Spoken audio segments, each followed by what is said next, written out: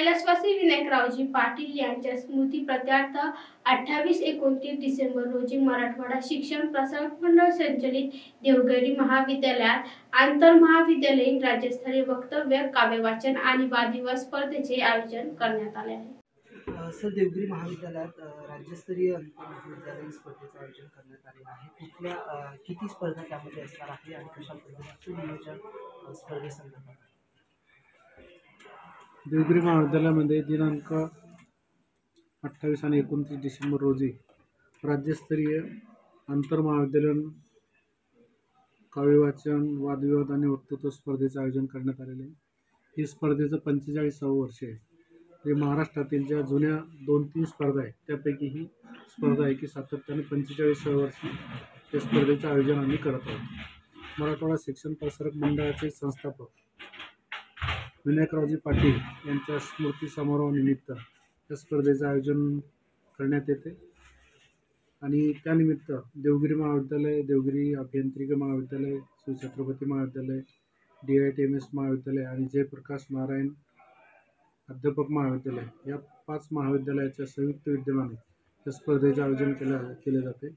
या स्पर्धेला राज्यातील विविध जिल्ह्यामधून विद्यार्थी येतात। म्हणजे चंद्रपूरपासून तर पुण्यापर्यंत, मुंबईपर्यंतचे विद्यार्थी असतात, कोल्हापूरचे विद्यार्थी असतात, उत्तर महाराष्ट्र भागातील विद्यार्थी असतात। म्हणजे एकमेव अशी स्पर्धा आहे की महाराष्ट्रातील विद्यार्थी या स्पर्धेची वाट पाहत असतात की ही स्पर्धा कधी आयोजन होते आणि या वेगवेगळ्या रिजनमधले जे उत्कृष्ट म्हणजे कवी असतील किंवा वक्तृत्व स्पर्धेमध्ये पारितोषिक संपादन करणारे विद्यार्थी असतील, हे विद्यार्थी भाग घेत असतात। आणि आत्तापर्यंत आपण जर पाहिलं या स्पर्धेमधून ज्यांनी पारितोषिक संपादन केलेले आहे असे विद्यार्थी आज वेगवेगळ्या क्षेत्रामध्ये महाराष्ट्रामध्ये म्हणजे पत्रकार असतील, संपादक असतील किंवा राजकीय क्षेत्रात असतील किंवा इलेक्ट्रॉनिक मीडियामध्ये अँकरिंगमध्ये असतील, अशा वेगवेगळ्या क्षेत्रामध्ये हे विद्यार्थी आज आपल्याला काम करताना दिसतात। या स्पर्धेमध्ये आम्ही यावर्षी थोडे बदल केले। पूर्वी आम्ही 3 पारितोषिक देत होतो, प्रथम, द्वितीय आणि तृतीय वक्तृत्व स्पर्धेमध्ये, काव्यवाचन आणि वादविवादमध्ये। यावर्षी उत्तेजनार्थ 2-2 पारितोषिक आम्ही देतोय आणि सांघिक पारितोषिक 1 पूर्वी द्यायचो, तर यावर्षी 1 सांघिक पारितोषिक राहील।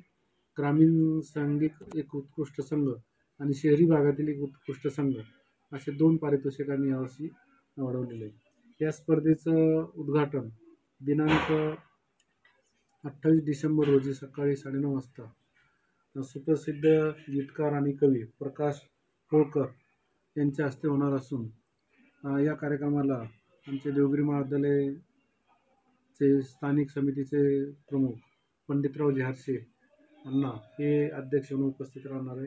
आणि या स्पर्धेचं बक्षीस वितरण दिनांक 29 डिसेंबर रोजी सायंकाळी 6 वाजता आयोजित केलं असून हमू शिंदे आणि मराठवाडा शिक्षण प्रसारक मंडळाचे सचिव आमदार सतीश भाऊ चव्हाण या कार्यक्रमाचे अध्यक्ष राहणार आहेत।